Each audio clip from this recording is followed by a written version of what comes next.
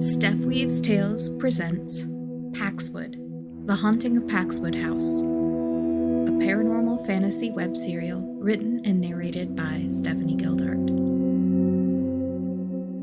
Episode 6, Best Friends Save You Leftovers.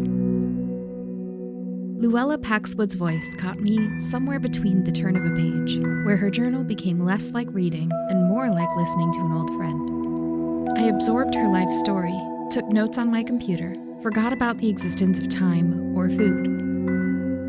At some point, Sly cleaned up her books and placed them back on the return shelf, but she left quietly. Whether she respected my focus or found it dull, I didn't particularly care. I didn't discover any obvious mention of a hidden treasure in Luella Paxwood's journal. But would it be a secret hidden treasure if someone blatantly wrote about it in the open text of a journal? I also didn't notice the time or the text messages until the on-duty librarian arrived to inform me that she was locking up the library. I apologized for holding her up and only then checked my phone. My mother messaged to let me know she was busy with city council work and I should handle my own dinner. That was typical, though. Then there were 3 messages from Char. Char, 3:40 p.m. Finally done with math retakes. Brought my score up to an A. Heading home. Let me know when you're on your way over. Char, 4:37 p.m. Did a book eat you? Should I send help? Char, 5:24 p.m. Dinner might be leftovers by the time you're here, but you're still invited. I kicked myself as I sent a reply. Kerry, 6:04 p.m. Sorry, lost track of time. On my way. Leftovers at Char's still beat whatever I'd pieced together on my own at home. Though I found Luella Paxwood's company entrancing, my reverie was broken. My stomach demanded attention. Char was a once-in-a-lifetime friend who deeply understood me, and I never wanted to lose that. So I spent the whole bike ride to her home, filing away all my thoughts and research notes about Paxwood House, the haunting, the potential hidden treasure, and lawyers that definitely weren't vampires. Even with my research notes physically closed away, my mind was all wound up. It felt like stuffing springs into a box and securing the lid before the thoughts could jump out. I layered each line just right so it would rest without bumping into another and causing an explosion of new thoughts. After last night's debacle, I had to let Char lead the conversation. Everything in our friendship couldn't always be about me and my investigations. By the time I knocked on her door, I'd ratcheted my mental box of investigative springs tightly shut. The flower beds in the front yard were in full bloom. Char's father loved doing landscaping and gardening to relax, and his love showed through the bright selection of colors in elaborate arrangements. Still hadn't found fairies in those flower beds, but one of these days I'd set up an outside camera and watch for them. It was just that kind of perfect dreamy paradise for a fairy dance. Char called for me to come in, so I pushed the door open. The sound of the sink running and dishes clanking cut off. Sorry you missed dinner with us, Char's father said from his open study, off to the right of the doorway. I pulled off my shoes and left them on the shoe rack. His costume design work featured in stage productions and on screens all over the world. Fabric, sketches, and costume projects in various states of completion filled his workspace. We saved some for you, though, Char's mother chimed in. She was no doubt curled up with a relaxing book in the living room, which meant that Char was doing the dishes. Thank you, I said, loud enough that both adult Musos would hear me. I went into the kitchen to see what was left over. Char was wearing an apron, adorable, while she worked on the dishes. The microwave hummed, a plate already inside, warming just for me. How was the library? She asked. I shrugged off that question, much as it strained my mentally coiled springs. How was your day? I bit my tongue to keep the term of endearment inside. I'm working on a design for a puzzle box in shop class, Char said. Well, she finished pre-rinsing and then loading the dishwasher, and I ate the leftovers, still deliciously fresh.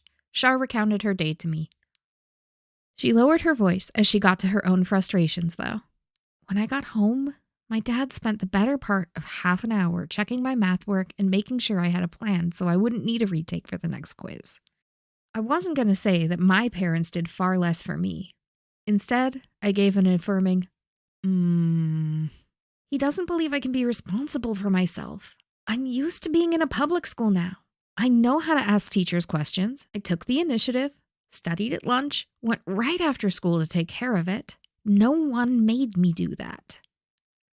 Char homeschooled her way through her elementary school years. I still remembered the shell-shocked look on her face on her first day attending a public middle school, even one as relatively tame as Paxwood Middle. All middle schools were war zones. I hear you, I said. The best 3 words I could offer were not the 3 words I wanted to use. I wish they'd realize I've grown up. They're always going to think that I'm that shy little girl who couldn't talk to anyone. Suddenly, she was swapping my cleared dinner plate for a ramekin of mysterious chocolate fluff, which was fortunate because I really had no words. Her parents had to recognize that Char was a confident force to be reckoned with these days. But what did Char want to hear? I took a bite. The chocolate fluff was airy and sweet, with notes of chocolate bitterness, making it all the sweeter. I enjoyed a few bites, then gave my verdict. This is perfect. Thank you. She relaxed at the words of approval, releasing tension from her shoulders. All right, your turn. I know you're dying to tell me what you learned at the library. Since she asked, how could I deny her? I found the journal of John Paxwood's youngest daughter, Luella.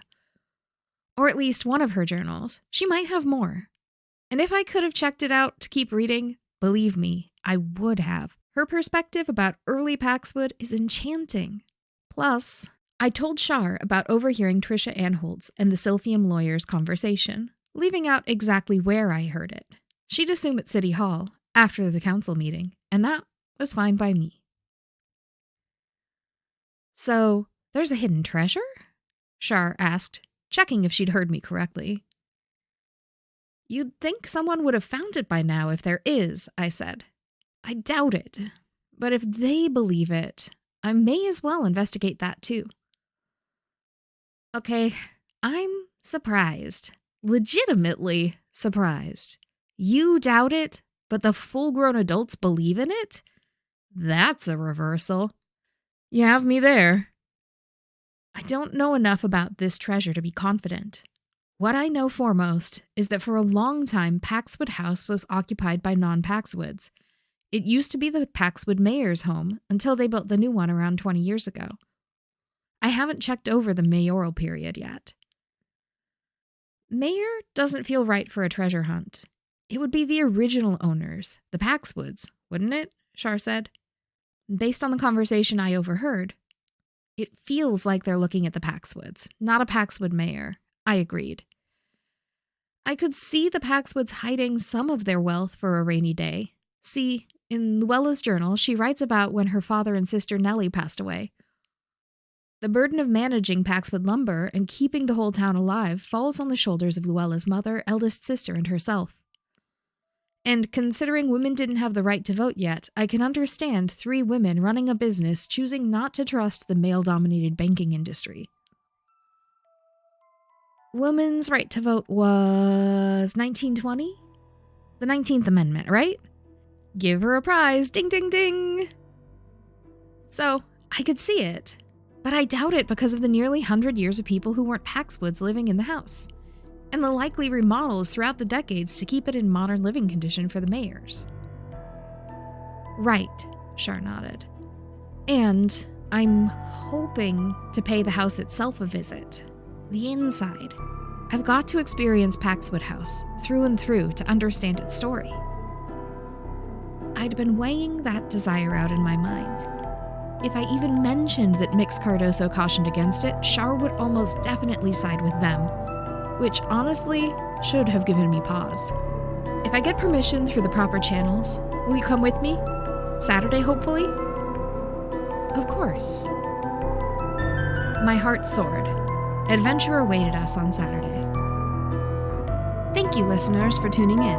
Paxwood, Book 1, The Haunting of Paxwood House, is written and narrated by Stephanie Gildard. That's me. Theme music composed by Human Nature. Visit paxwoodtales.com to read the story as it unfolds. Want to read over my shoulder while I write what's next? Catch me live on Twitch for laid-back virtual write-ins and crafting. If you like the story and you want more, like, review, comment, subscribe, and if you're feeling particularly entangled, buy me a skein of yarn on Coffee. Kerry's totally normal tip of the day. Yes, technically you can turn down a freely offered dessert, especially if you have dietary restrictions. But when you can enjoy a sweet treat offered by someone who cares about you, treasure that moment.